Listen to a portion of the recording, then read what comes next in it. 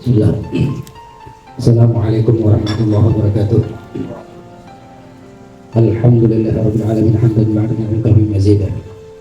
Asyhadu an la ilaha illallah wa la syarika lahu wa asyhadu anna Muhammadan abduhu wa rasuluh. Allahumma shalli wa sallim wa karim wa ajil ala sayyidina Muhammad.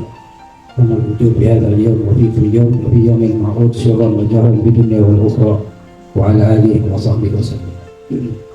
Wa itu ta'allum wa ta'lim wa tadhakkur wa tazkir wa nafa wa al-intifaq wa ifadah wa istifadah wal hasanah tamasuki bi kitabillah wa sunnati rasulih wa ta'ala darajatan al-khair wa tadamatan lillah wa ashabihi wa qurbihi min Allah ta'ala subhanaka la ilma lana illa ma 'allamtana innaka antal alimul hakim wa tub 'alaina innaka antat tawwabur rahim la hawla wa la quwwata illa billahi al-'aliyyil azim ala nur wa ala wa hal والأفضل لو الدنيا وعنكم وتعاملوا ربي يسعدني صدري ويسر عمري وأحضر عقدة من لساني يفقهوا قولي. الحمد لله. اللهم صل على محمد. قال الله تعالى بقول العالمين الكريم قل إن كنتم تحبون الله فاتبعوني يحببكم الله ويغفر لكم ذنوبكم. Sebenarnya saya kesini itu pengen menyambung silaturahmi dan belajar banyak dan pesantren. Karena dulu ketika di Hadramaut Al-Fakir ketemu dengan beliau, banyak yang saya dapatkan. Dengan tapi bil hikmah, setelah kembali ke tanah air ke Indonesia, adanya jarak dan perpisahan menambah ilmu tersebut menjadi barokah. Alhamdulillah. Dan kita mengambil sedikit ifadah wal istifadah. Yang di sini tadi sebenarnya sudah cukup. Ada ilmu fikih, masya Allah. Ilmu zahirnya ada, ilmu batinnya ada. Lalu kehadiran Al-Fakir di sini sebenarnya ibarat debu, debu yang begitu tampak ada air. Masya Allah. Jadi kalau untuk tayamum kayak nggak masuk, nggak masuk ya. Karena udah cukup, airnya udah ada, jadi apalagi harus saya sampaikan. Tapi karena tahadus binikmah seperti apa yang beliau sampaikan tadi, kemudian juga mengabulkan perintah dari guru kita, Al-Fakir mencoba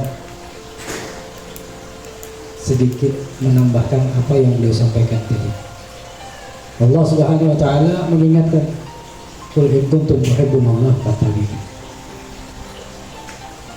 Di awal sebelum kita memasuki perihal apa yang dijanjikan oleh Allah, katakanlah apabila engkau mencintai aku, kata Allah, fattabi'uni. Ini ayat disiapkan untuk Nabi Muhammad. Katakan wahai Muhammad, ikuti aku. Apa kata Nabi tadi? Diajarkan Allah Ta'ala agar Nabi mengucap, kasih tahu umatmu, apabila umatmu itu benar mencintai aku, maka Muhammad katakanlah kepada mereka agar mereka mengikuti engkau. Nah, ini yang kita harus mengupas lebih dalam, karena sesungguhnya kita hidup harus memahami tujuan hidup itu sendiri. Allah Subhanahu wa taala menegaskan, wa ma khalaqtul jinna wal insa illa, udah jelas. Tapi banyak daripada kita yang kurang memahami bil hikmah apa makna daripada ya'bud. Karena orang-orang awam banyak mengatakan, menafsirkan bahwa ayat ini berkata seolah-olah udah pasti, wa ma khalaqtul jinna, aku tidak menciptakan jin dan manusia kecuali beribadah. Ini makna secara umum, bagi orang umum memahami demikian. Tetapi secara khas, kalau kita mengaji munahu yang lebih dalam, mungkin ya'bud ada ya, menyembah. Jadi Allah menciptakan manusia dan jin sebenarnya cuma satu, tugasnya menyembah. Menyembah di sini ada beberapa faktor yang dikategorikan bahwa ini orang ini menyembah, bukan hanya sekedar untuk ibadah. Karena beda, orang yang hadir di hadapan Rabbnya dengan tujuan menyembah dengan beribadah berbeda. Karena pasalnya Al-Imam Ghazali mengatakan, jika seseorang ingin beribadah kepada Allah, wajib memiliki 3 syarat. Ini kalamnya Imam Ghazali. 3 syarat ini dikatakan oleh Imam Ghazali, 3 syarat ini jika tidak terpenuhi, maka dia nggak termasuk daripada ya'bud. Nah, ini orang banyak datang menghadap kepada Allah, salat, tujuannya cuma ibadah, bukan datang sebagai seorang penyembah.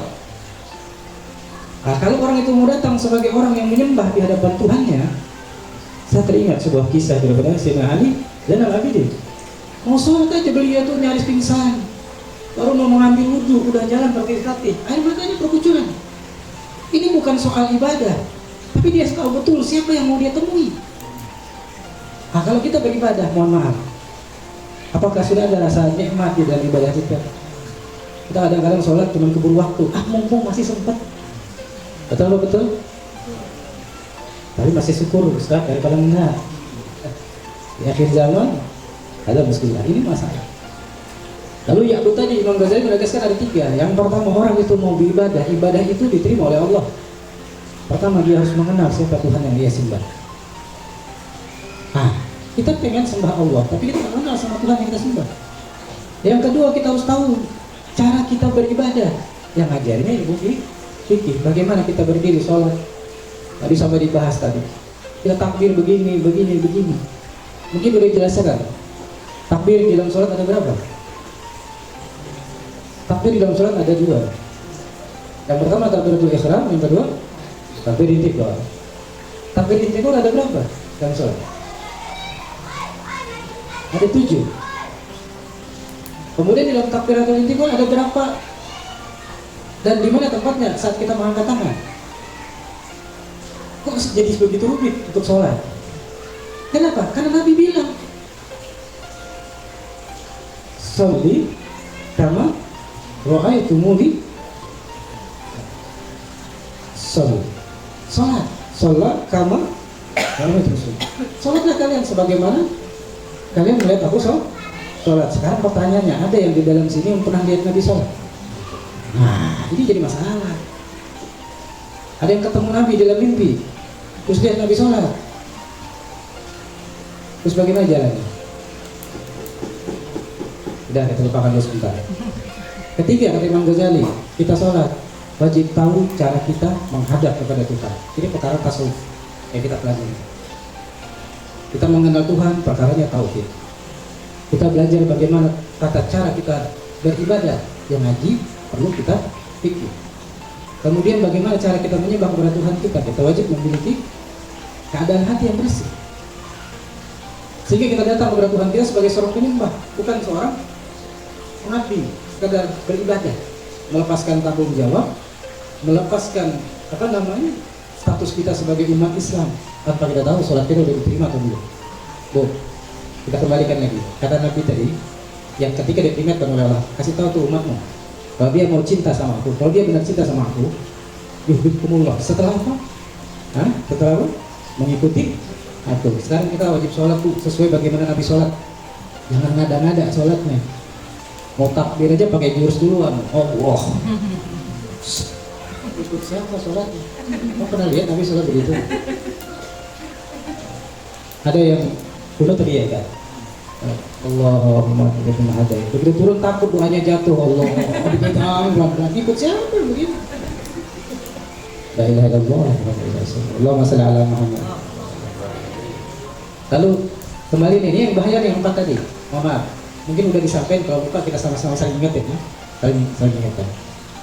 Pada saat kita takbir intikal, ada 4 tempat mengangkat posisi tangan. Jawabannya di mana?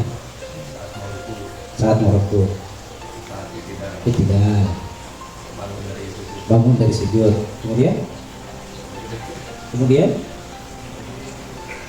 aman. Oke, saya tambahin, berdirilah dari sujud, kan takbir. Sekarang jawabannya takbir di saat rakaat keberapa? Ayo kita jawab bareng-bareng. Kapan saat kita takbir intikal angkat tangan? Yang keempat. Ayo, rakaat ketiga. Yang benar tak kasih jawaban, tak kasih hadiah. Mau kue cincin, mata sanggup. Assalamualaikum Muhammad. Aman. Kalau kita pengen sholat seperti Nabi, maka berdiri dan mengangkatlah tangan ketika setelah tahiyat awal, tahiyat ula. Dan ini perkaranya sepele, tapi bisa membatalkan sholat loh. Dan berapa sholat kita nggak sengaja dengan begini. Terus begitu kita giliran udah isjad, lawan ruh in menlayak, udah nggak ada lagi satu ruh di dalam tubuh kita. Terus kita datangin Allah, ya Allah, mana amal gua? Kata Allah, amal yang mana? Sholat lah, gua sholat terus. Begitu dicek sholatnya nggak ada, batal semua sholatnya, gimana? Kok bisa? Padahal takbir intikal ini adalah perkara sunnah, nggak ada di fardu kan? Tapi memperbuat takbir intikal bukan pada tempatnya bisa menyebabkan jadi sholat itu batal. Betul nggak? Kira-kira betul nggak? Gak usah dibalik nih, kan kau pendatang, bagi saya dong. Contoh aja, Anda mau praktek. Ketika kita takbir pertama, takbiratul ihram, Allah, lala, ada, sama, biar ganteng beginilah. Allahu Akbar. Ketika kita meletakkan tangan, ada berapa hal yang diperhatikan. Ini kita pengen sholat seperti Nabi ya, benar ya? Benar ya? Benar ya Pak? Tadi disuruh tuh, biar kita dapat cintanya Allah, kita harus ikuti Nabi. Sekarang dalam takbir itu ada berapa hal yang dibicarakan. Yang pertama, ketika mengangkat tangan, ada dua posisi tangan yang sunahkan Nabi. Yang pertama, mengangkat tangan sejajar dengan tangan. Yang kedua, berada di bawah telinga. Yang dibicarakan kedua adalah posisi tangan. Jarinya menghadap kemana?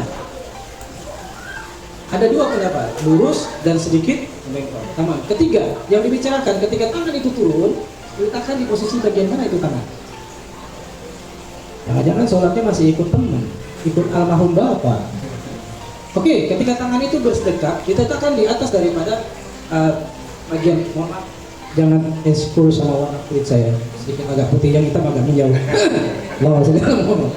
Ini tangan diletakkan, maka ada dua cara Nabi meletakkan tangan. Pertama dengan satu jari, kedua seperti ini.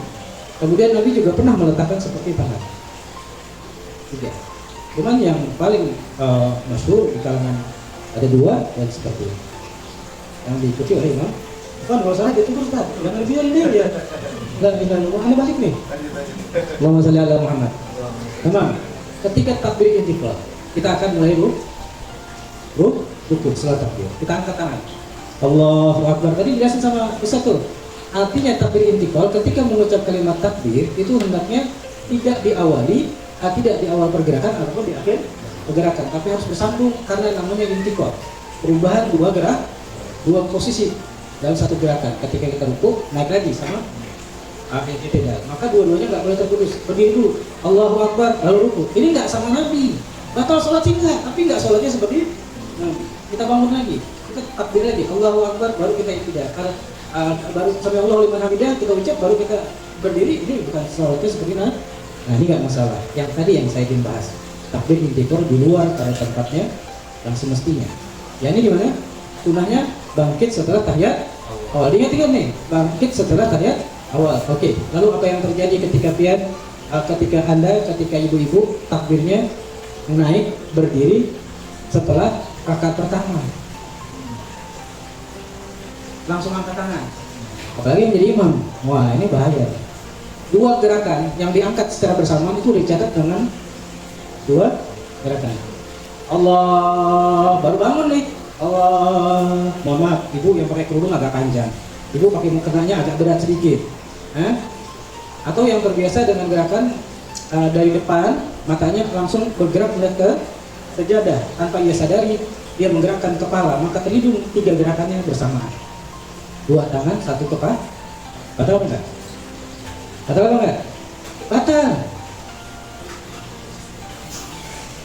Terus ada lagi yang bangun setelah rakaat ketiga, angkat lagi dua tangan. Allahu Akbar, dia nunduk begini. Udah dua tangannya bergerak, kepalanya turun ke bawah. Tiga apa tiga? Tiga. Batal apa batal? Batal. Kalau sudah sholatnya begini, pahala mana yang diminta? Maka belajar fikih seperti apa yang diajarkan Ustaz, jangan ditinggalkan. Karena apa? Syarat mutlak kita menghadap kepada Allah dengan tiga syarat yang harus terpenuhi. Haji tauhid, bagaimana kita mengenal Allah agar ketika kita datang kepada Allah dengan benar-benar rasa sebagai seorang hamba, bukan orang yang datang dengan perasaan sombong, bukan orang yang datang dengan pengakuan. Dan yang mutasawwif, Imam Ghazali bilang, siapa sholat lalu ia merasakan dirinya yang sholat, maka telah ada kesombongan di dalam dirinya. Kenapa kita sholat? Jadi mau tambah berat. Ini bukan mohon kita pakai Ustaz, enggak.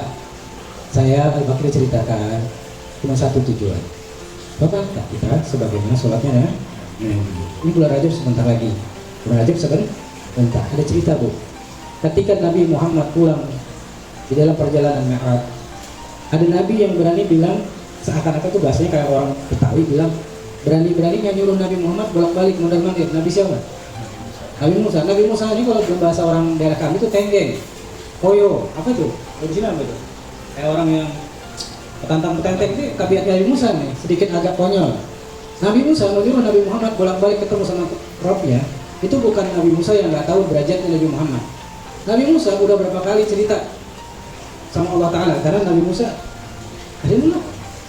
Sampai-sampai Nabi Musa bilang, ya Rob, jadikanlah aku hambanya Muhammad, hambanya Muhammad. Berarti Nabi Musa udah tahu kan bagaimana kedudukannya Nabi Muhammad di hadapan Nabi Musa. Tapi kenapa Nabi Musa berani menyuruh Nabi Muhammad bolak-balik ketemu Tuhannya untuk minta alasannya buat ngurangin sholat? Sebenarnya Nabi Musa itu cuma satu yang diambil. Apa? Nabi Musa tuh udah berapa kali pengen ketemu sama Tuhan, gak bakal ketemu. Nabi Musa udah berapa kali pengen melihat Allah dan wajib wujudnya secara langsung. Nabi Musa nggak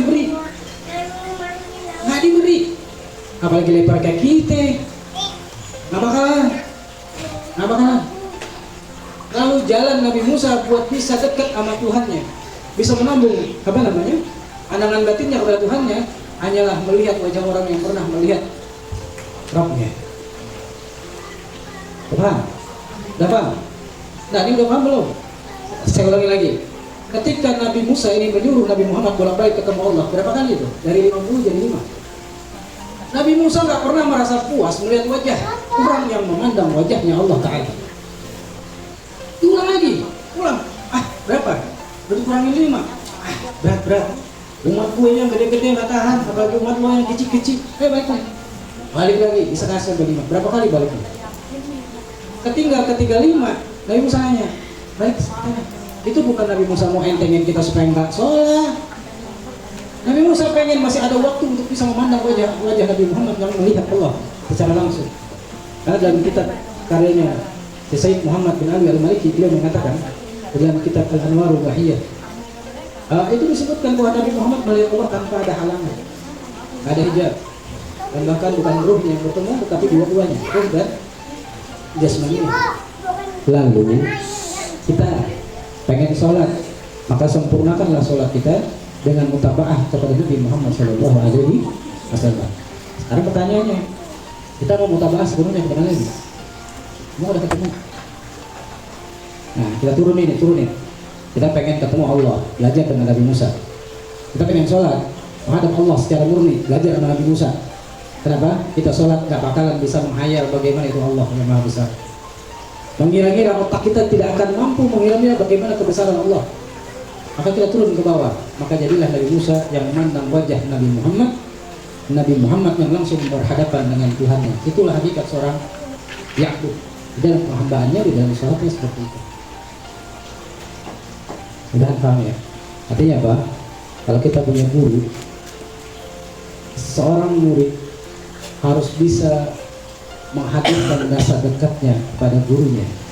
Dalam pandangan batin seorang murid, dia harus datang di dalam batinnya memandang wajah gurunya bil hakikat, dengan hakikat adalah mereka yang menduduki kedudukan Nabi Muhammad. Kan dikatakan ahli ulama warasatul anbiya. Nabi tidak mewariskan dirham dan yang lain kecuali ilmu. Maka ketika kita sholat, resapi ketika memandang wajah guru kita. Kemudian di dalam pandangan kita harus ta'alluq dengan penuh keta'aziman, dengan sangka baik bahwa memegang makam Rasulullah adalah guru tersebut. Maka kita bersandar berwasilah kepada mereka dan berharap mereka menyambung pandangan mereka, mendapatkan pengajaran mereka, sholat dari guru mereka dengan pandangan dan sholat mereka, sholat gurunya kepada gurunya, mengambil jasa sholat gurunya kepada gurunya sampai kepada para sahabat, kemudian sampailah kepada Rasulullah SAW. Baru sholat kita itu akan mengikuti sebagaimana sholatnya Nabi. Maka beruntunglah kalian yang mau duduk di tempat ini, dan ketahuilah tidaklah seseorang duduk di satu majlis dengan tujuan dia beribadah kepada Allah, menyempurnakan seluruh bentuk-bentuk ketaatannya, kecuali orang itu telah Allah jadikan orang-orang yang beruntung. Allahumma shalli ala Muhammad. Kenapa? Karena Sayyidina Ali sudah pernah bilang. Saya tutup dengan kalamnya Sayyidina Ali. Sayyidina Ali karamallahu wajhahu pernah berkata, "Lola khamsa hisal, lola khamsa hisalin, la sarana kulluhum salihin." Jika bukan karena 5 hal, maka kita semua nggak akan soleh, Bu. Jika bukan laula khamsa fisal la sarana suhum soleh. Jika bukan karena 5 hal, kita nggak bakal jadi soleh.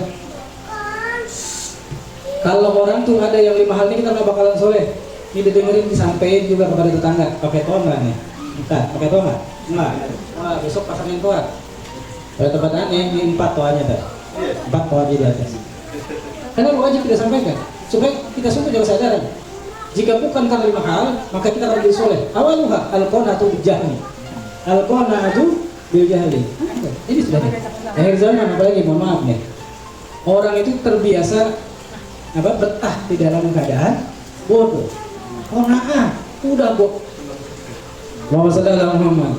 Bahasa teman saya itu tadi itu sedikit terkopi. Kurang lebih gini bahasanya. Udah goblok.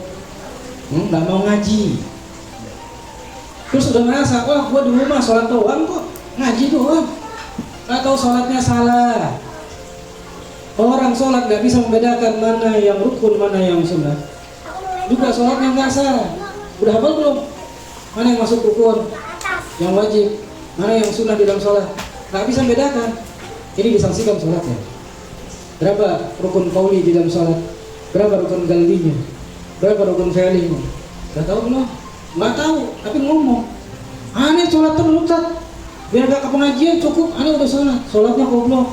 Maaf nih, ini bahasa orang sana. Agak kasar kedengaran. Mungkin di sini agak baikan dikit ya. Al-qana'atu bijahli. Yang kedua, wal-hinsu 'ala dunya. Apa itu? Segala sesuatu diukur dengan dunia. Ngapain kita ngaji lama-lama? Mending di rumah nonton sinetron. Dapat duit juga kagak. Capek-capekin. Mending jual beras. Soalnya dunia. Ada pengajian, ada Habib Anu datang, tapi semua diukur dengan dunia. Ngapain capek-capek ke sana? Mending dulu rumah, ya kan? Kan apa? Sekarang orang dari zaman kan semuanya mengukur dengan duit. Nah, nggak bakalan nih soleh. Mau masuk pondok, wah mahal bayarnya. Mau ngaji, datangin ustaz ke kampung, meski patungan. Boro-boro kalau ustaznya kaya, datang pakai Alphard, punya sendiri. Dijemput 4 kali pecah bannya Ustaz. Allah, begitu dikasih uang, ribut jamaahnya, kasih uang mulu. Kenapa? Kalau kita udah jadi jamaah, udah jadi murid, terus mikirin duit buat ustaz kita itu berat, dah nggak bakalan salah. Saya ingat ceritanya Gus Kumpul yang terkenal yang bakal revol. Setiap Gus Kumpul ngaji itu bawa minyak tanah, pakai botol penili. Ada yang tahu botol penili? Rambozen, cat kapal layar. Ibu nggak tahu botol penili, ntar balik lagi dah. Lihat di medsos, botol vanili kecil Bu, cuma selunjuk, seperti lipstick yang mereknya Marabella tuh, atau lipstick mereknya apa sekarang tuh, begitulah. Wajib bawa. Sekarang kita tanya, kita datang ngaji sama Ustaz, kita bawa apa buat Ustaz? Bawa hati yang tidak pernah terlepaskan. Bohong. Wahai salat dunia. Yang ketiga, keempat, kelima, wallahu a'lam bishawab. Kalau sepanjang ceritanya, wahai salat dunia, warrayak bil amal, beramal dengan riya, kemudian wal ijabu ala ra'i al-rasi, berpikir ujub dengan akal pikirannya. Sholat ujub, pengajian emasnya dibunyiin, ting. Lu udah pada makan belum? Ada nggak yang di sini begini? Doain cepat mati aja Bu, biar warisannya dibagi, ambil suaminya. La ilaha illallah. Masya Allah. Karena di dalam urusan amal ibadah tadi itu begitu mau dibawa ke langit, sebelum Allah ciptakan langit itu ada malaikat yang ditugasin sama Allah buat jaga seluruh amal umatnya Nabi Muhammad. Dan amal itu pasti sampai ke tangan Nabi Muhammad. Sehingga Nabi Muhammad melihat amal-amal kita yang kita berbuat. Kalau amal kita baik, Nabi itu senang dan bersyukur dan memujinya. Akan tetapi ketika amal kita itu amal yang jelek, Nabi memintakan kita ampun. Setiap kapan? Setiap hari apa? Amal kita diperiksa sama Nabi.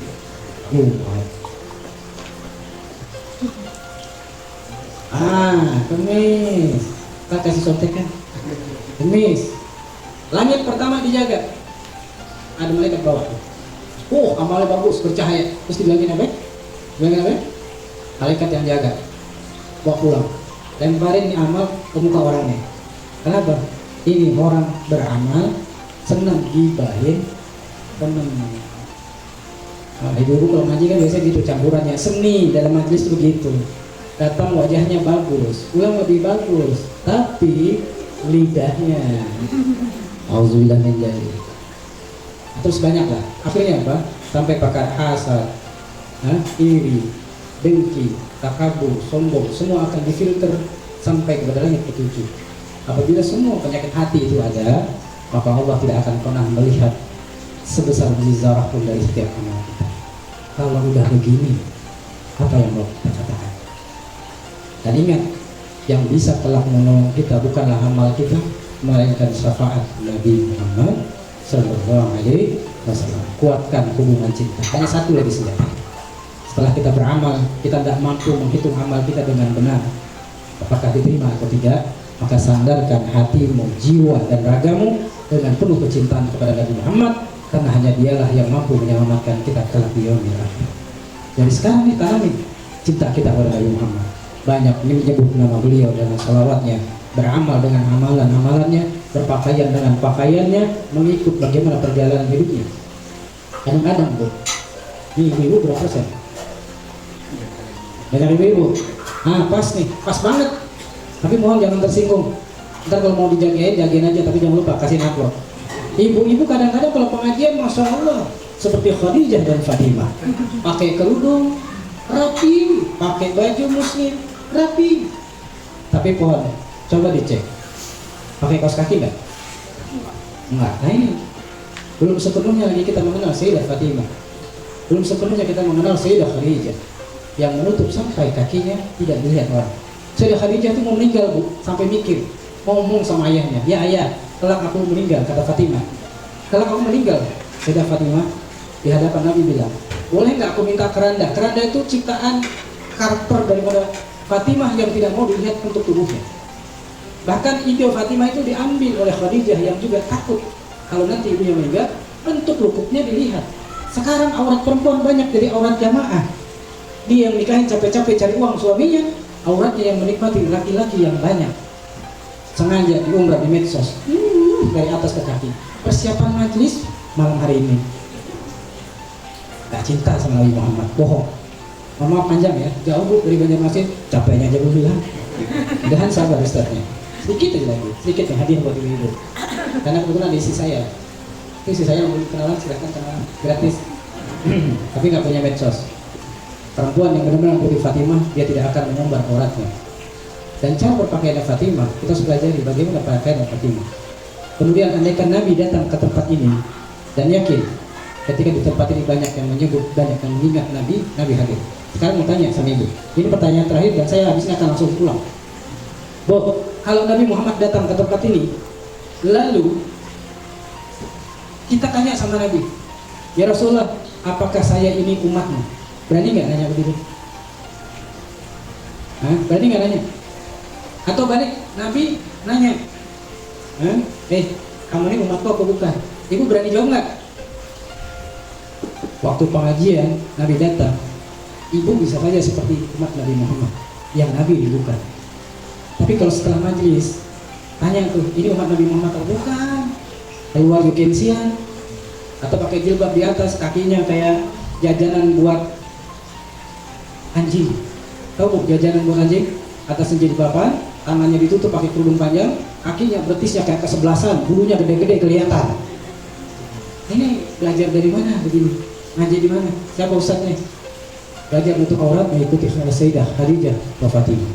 Supaya apa? Supaya kita benar jadi umat Nabi Muhammad. Jangan setengah-tengah. Kalau udah mau pure ngaji, belajar, hijrah dengan sebenar-benarnya, kaji lebih dalam dengan cinta. Bukan sekadar hobi, bukan sekedar karena rutinitas. Ngaji, nggak ada kerjaan, mending ikut la ilaha illallah. Awal boleh sih, tapi setelah di dalam, jadikan itu dasar kecintaan kita kepada Nabi Muhammad.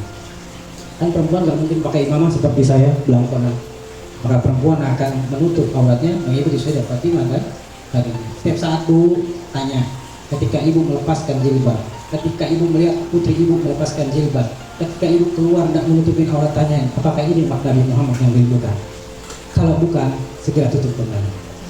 Nah, mungkin itu yang terakhir yang saya sampaikan. Sebenarnya mengingat kepada diri Al-Fakir pribadi, juga kepada istri Al-Fakir pribadi yang hadir. Karena terlalu kering hati ini selama 3 hari kalau tidak menuntut ilmu. Kebetulan perjalanan dari sana sampai malam hari ini saya menghitung sudah 3 hari. Perjalanan dari tempat tinggal saya menuju ke Banjarmasin itu sudah 1 hari. Kemudian 1 hari lagi perjalanan menuju ke Depok. Istirahat malam ini sudah masuk insyaallah malam yang ketiga dalam perjalanan saya. Nah, kalau biasanya ketika batin ini mengering, tidak mendengarkan ilmu, sehingga saya tertarik untuk datang ke tempat ini mengambil manfaat. Terakhir minta ridho, minta ikhlas atas semua perkataan saya